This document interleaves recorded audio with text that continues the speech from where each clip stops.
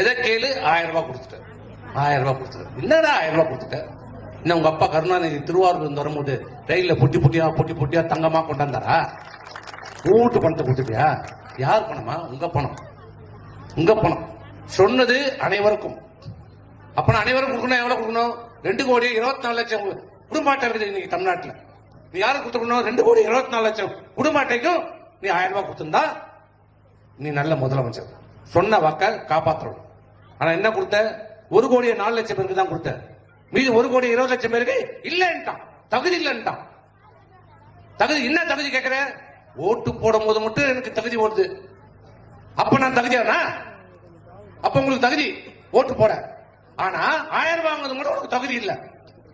இப்ப வந்துட்டான் திருப்பணும். அந்த 1000 ரூபாய் கூட எப்ப கொடுத்தான்? வந்த உடனே கொடுத்தாரா? வந்த உடனே கொடுத்தாங்க திமுக.